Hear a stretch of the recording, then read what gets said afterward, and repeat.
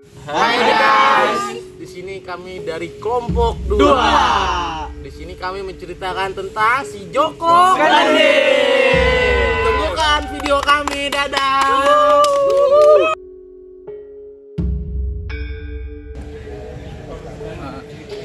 Saya memperkenalkan, nama saya Muklis. Saya memperani Joko Kandil masih kecil. Perkenalkan, nama saya Yulia Sapitri. Saya memerankan Dewi Melati. Perkenalkan, nama saya Muhammad Kedua. Saya memerankan sebagai Joko Kandil dewasa. Hai, nama saya Ramita Putri Farani. Di sini saya akan memerankan Embo dan Dewi Antri. Perkenalkan, nama saya Putri. Saya menjadi Dewi Mawar.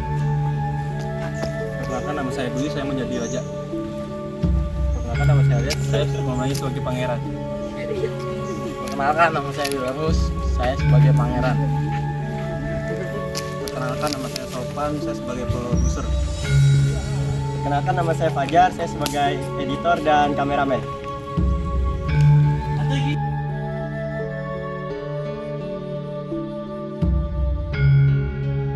Legenda Joko Kandil. Kisah dari Provinsi Jawa Tengah, Joko Kandil adalah salah satu cerita rakyat yang sangat populer. Dari Provinsi Jawa Tengah beribu kota di Semarang dan memiliki salah satu tempat tujuan wisata bernama Simpang Lima Kendil, merupakan alat penanak nasi yang biasanya digunakan oleh masyarakat pada zaman dahulu. Dalam bahasa Indonesia, kendil disebut dengan istilah periuk nasi. Apa hubungan periuk nasi? Mari kita simak dalam cerita berikut ini.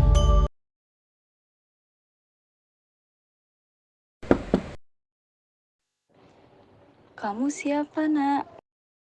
Aku lapar sekali. Bolehkah aku meminta makan?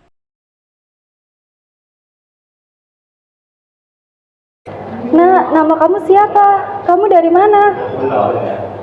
Nama saya tidak mempunyai nama. Saya juga tidak mempunyai tempat tinggal. Saya sudah lama ditinggal kedua orang tua saya. Saya cuman minta-minta untuk bertahan hidup. Terima kasih, Bu. Sama-sama, Nak. Jika kamu ingin bertinggal sama Mbo, silakan saja. Lagi pula Mbo sendirian, tidak mempunyai anak.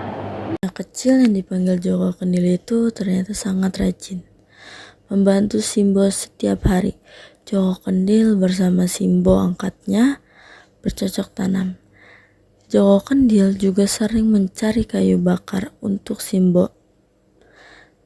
Tidak jarang Joko Kandil menerima ejekan dari anak-anak kampung.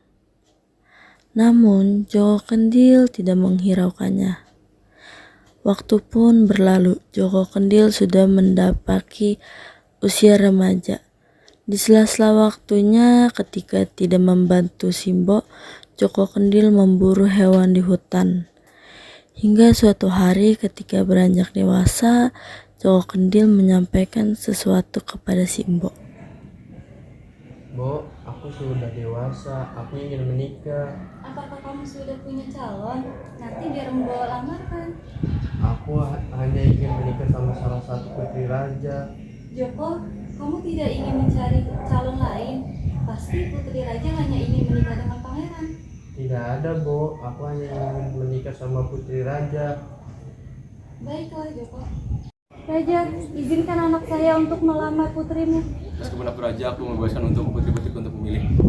Raja memiliki 3 orang putri. Putri pertama bernama Putri Kantil, putri kedua bernama Putri Mawar, dan putri ketiga bernama Putri Melati. Raja memanggil ketiga putrinya serta menyampaikan tujuan dari kedatangan Simbo tua dan Joko Kandil. Biarkan putri-putriku untuk memilih. Ayahanda, saya tidak sudi menikah dengan anak desa semiskin itu. Ayahanda, saya juga tidak sudi menikah dengan anak miskin ini. Saya ingin menikah dengan pangeran kaya raya. Ayahanda, mohon izinkan saya untuk menerima lamarannya. Meskipun berat hati, Raja mengizinkan Putri Melati menikah dengan Joko Kendil. Sebagai seorang pemimpin, tentunya tidak elok jika mengingkarkan ucapan sendiri. Setelah Joko Kendil menikah dengan Putri Melati, Simbo memutuskan kembali hidup di desanya. Meskipun Joko Kendil dan Putri Melati sudah berkali-kali membujuk agar mau tinggal di istana, Simbo tetap memilih hidup di desanya dan tenang, sedangkan di istana setiap hari Putri Kantil dan Putri Mawar tidak bosan-bosannya mengejek Joko Kendil. Lihat tuh suami Dewi Melati, jalannya menggelimis seperti bola. Wajahnya jelek, badannya aneh, lebih cocok untuk tempat buang sampah saja.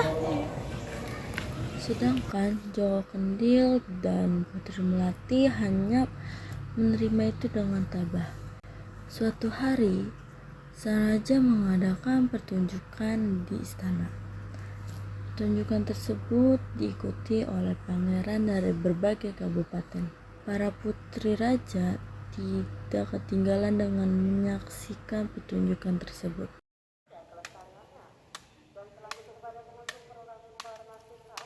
Pertunjukan tersebut bahkan menjadi tempat Putri Kantil dan Putri Mawar untuk mengejek suami adik mereka.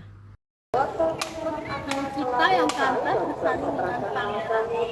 Lihat tuh adik. Dia sedang memikirkan si Kendil itu. Putri Melati pun tidak tahan lagi dengan ejekan kakak-kakaknya. Dia pergi dari tempat itu dan kembali ke kamarnya. Putri Melati yang marah akibat ejekan kakak-kakaknya serta tidak menemukan suaminya, melampiaskan kekesalannya dengan membanting kendil yang ditemukannya. Di mana suamiku? Katanya sakit. Kendil apa ini?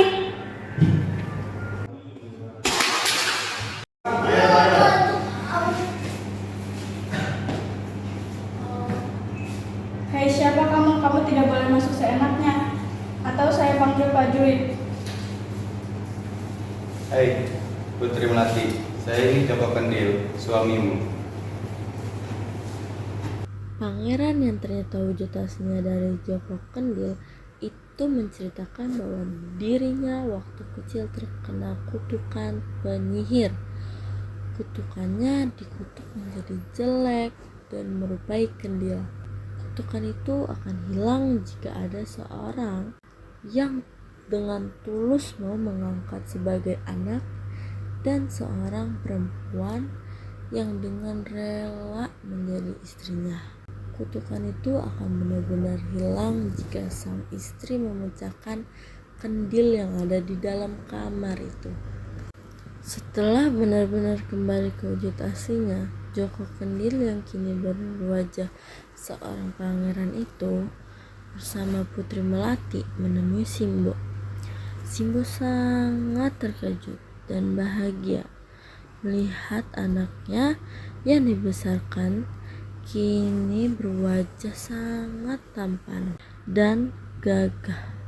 Namun, Simbo tetap menolak ajakan Joko Kendil dan Putri Melati untuk tinggal di istana. Pangeran dan Putri Melati kembali ke istana dan hidup bahagia. Sang raja pun tidak lagi malu mempunyai menantu yang burik rupa. Sedangkan Putri Kantil dan Putri Mawar ini tidak bisa lagi mengejek adiknya. Mereka malah merasa iri melihat ketampanan suami adiknya.